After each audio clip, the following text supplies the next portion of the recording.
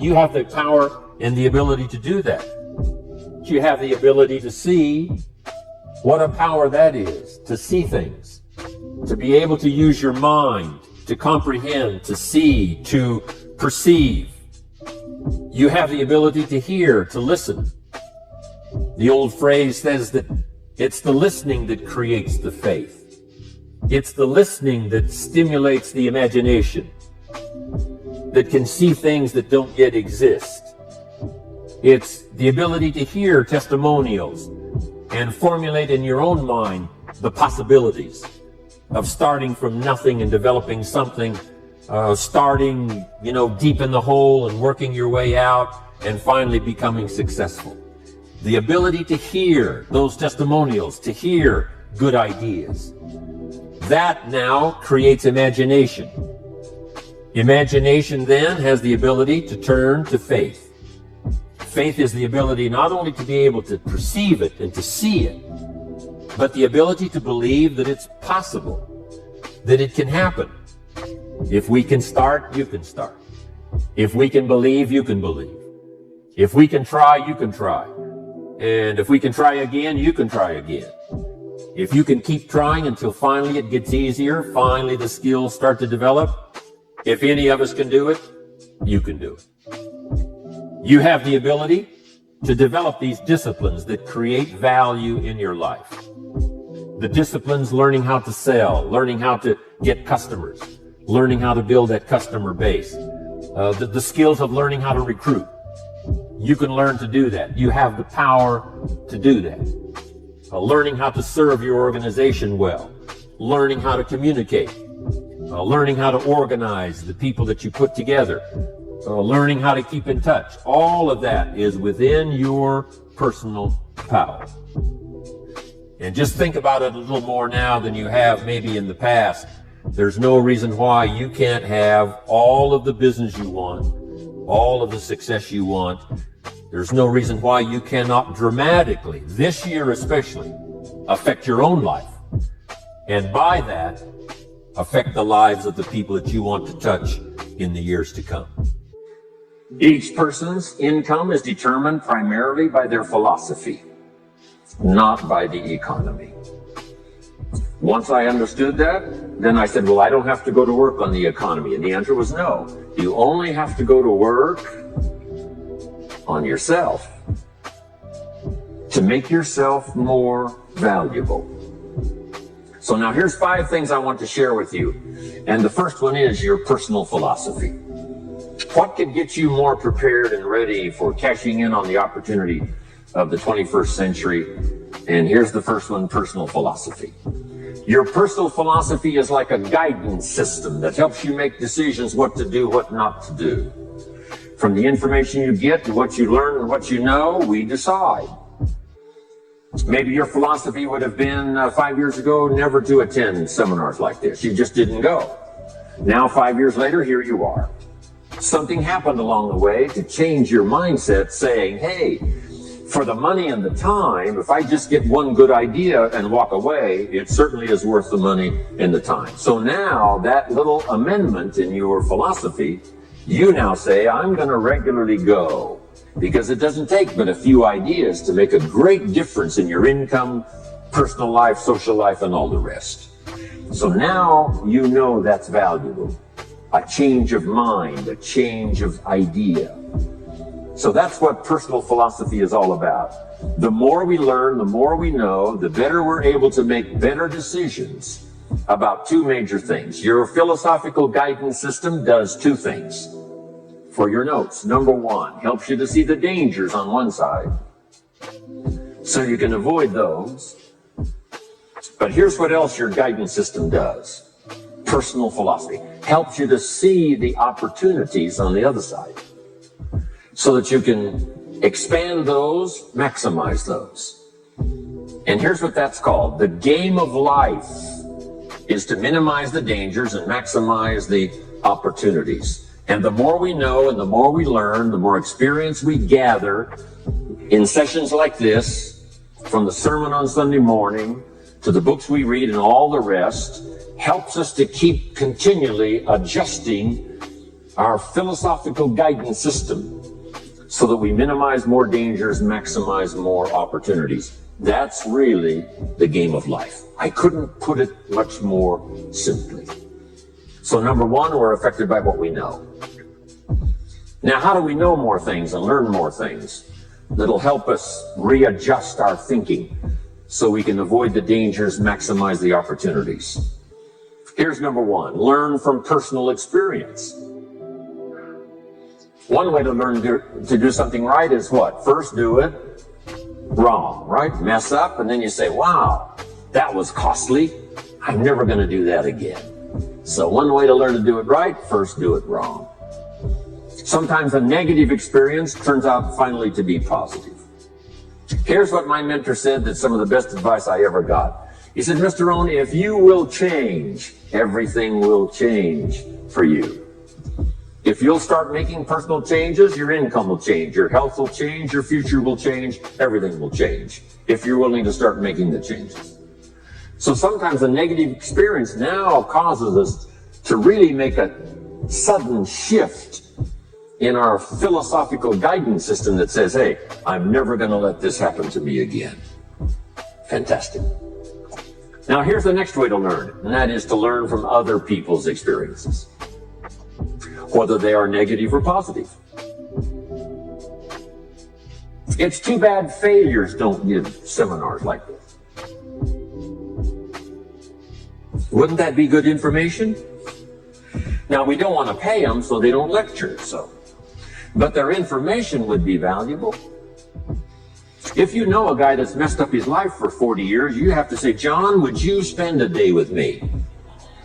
And I will bring my notebook and take good notes. A good-looking guy like you, beautiful family, every reason to do well, threw it all away. Teach me how for the last 40 years you messed it all up. And he tells you, and you take good notes. Learning from the negative side of someone's experience. So, learn number one from your own experiences, learn number two from other people's experiences. If you want to live a dynamic life, multiplying your income, multiplying your future, be a good student. If a good idea comes your way, write it down, then ponder it, then perhaps go do it. Okay. Now, your philosophy comes from what you learn, comes from what you know, comes from other people's experiences. 3 ways now to learn from other people. Here's number one, learn from what you see. One of the great watchwords of these early years of the 21st century, pay attention. If you just watch, you can pick up clues. Success leaves clues. And if you'll be a better observer of the winners and the losers, those that are doing well and those that are falling behind, and just take mental notes and good notes and say, I'm going to adjust what I'm doing based on what I see. Here's number two. We learn so much from other people based on what we hear. Here's good advice on that. Be a selective listener. Listen to voices of value that have experience, ideas, reputation, something valuable to share. Now here's number 3. Read all the books. Now there's millions of books, so you can't read all the books.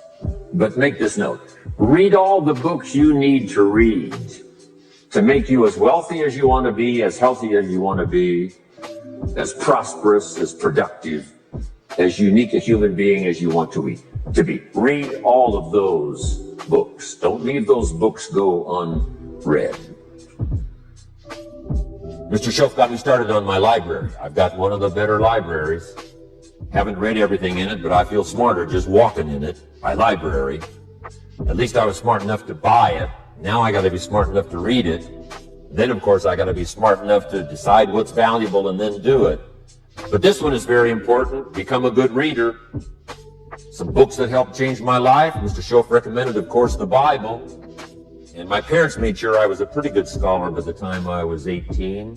That's been so beneficial for me, drawing from those illustrations, reading about those stories, people who made it and people who didn't make it, and what the difference was. And then other books that helped to really change my life. One called Think and Grow Rich by Napoleon Hill. And then a book that helped me become financially independent by the time I was 31. And that book is called The Richest Man in Babylon.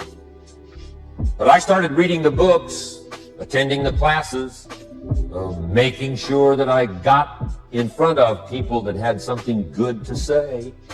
And then I started keeping a journal. One of the major things my teacher taught me was to keep a journal. He said, don't trust your memory. If you hear something good, just make a little note and write it down. Now, at first I took, notes on pieces of paper and torn off corners and backs of old envelopes. And it didn't serve me well, thrown in a drawer. Then I learned to keep a journal, a bound copy of all my notes. So I would suggest you do the same. Things that impress you, a poem that impresses you. When you attend a class, some of the ideas that impressed you, jot them down. You read something in a magazine, right? Some ideas, take those out, put them in your journal. Keep a good journal the rest of your life. This will serve you well. My journals make up a significant portion of my own library. And if you saw my library and saw my journals, I tell you what you'd have to say. This is the library, and these are the journals of a very serious student. No wonder Mr. Rohn is invited to lecture and speak on his experiences around the world. So I want the same thing to happen to you. Value captured. You can resort to later, go back over it and review it, and let it become valuable to you. Work harder on yourself than you do on your job. Develop the skills. Learn the lessons. Take the classes. Absorb all that is being taught to you these days. And then later on, of course, you can sort it out, what's valuable to you and how to refine it for your business and for your life and for your future. But the main thing is to get it and start this process of personal change, personal development. And let me say it one more time. If you will change, everything will change for you. You'll never be the same. You'll keep growing. As you look back on a few months, look back on a few years, you won't believe the progress you can make economically, your relationship with your family, your friends, and whether you're in sports or economics or whatever. I'm telling you, that whole process of committing yourself for personal change, personal value, can really make your life unique and worthwhile. Now jot this down. When you do read, you have to sort through what you read and decide which is valuable to try. That's part of the process of learning. Gathering information and sorting through it. One, the information that would apply to you, and what you think would be valuable based on your current philosophical opinion. So read all the books. What a long list of personal power you have, that I have, that all of us have. We just need to be reminded. Now here's another one, and that's the ability to act. The ability to put into action what you see, what you comprehend, what you imagine, what you believe, and then what you have faith for. That ability to act is unprecedented in creating the miracle. Because it's not imagination that creates a career. It's not imagination that creates a business. It's not imagination that creates a customer base. It's using your imagination and finally putting it to work. But you have the ability to do that. If you have to get started with limited time, you just make the limited time pay. Before you go to work, during your lunch hour, in the evenings, on the weekends, little pieces of time that you find something to do that will start your career, keep it going, and keep the momentum high. Your ability to act can develop all of the disciplines, because you cannot learn the disciplines unless you actually do the work, unless you actually do the action. It's like learning to communicate. Way back in those early days, I had a tough time. I described it one time, my first meeting, I stood up, my mind sat back down, left me standing there. I opened my mouth and nothing came out. My knees are banging together. The sweat's pouring off my face. I'm scared. It's called terror, right? Those first few times. But sure enough, I did it again. I worked up the courage to do it the third time and the fourth time. And that was about 35, 36 years ago. I'm glad you were not in on my first presentation. And now much more confidence all these years later because I have acted on practicing my skills to communicate. But you've got the ability to do that. You've got the power and the ability to create a career that will serve you well for whatever time you want to spend in developing this career. You have the ability to develop an enterprise, a business, to be in business for yourself. Learn to work harder on yourself than you do on your job. That's the simple philosophy that changed my life forever, starting age 25. If you work hard on your job, you can make a living, which is fine. If you work hard on yourself, you can make a fortune, which is super fun. Everything changed for me when I understood this philosophy. I didn't mind working hard on my job, but things didn't seem to change that much. Then I started working hard on myself to qualify. So let me put it in a philosophical phrase now. This is worth the price of whatever it costs for you to be here today. Here it is. Success is something you attract by becoming an attractive person. Success is not something you pursue. It's something you attract by becoming attractive.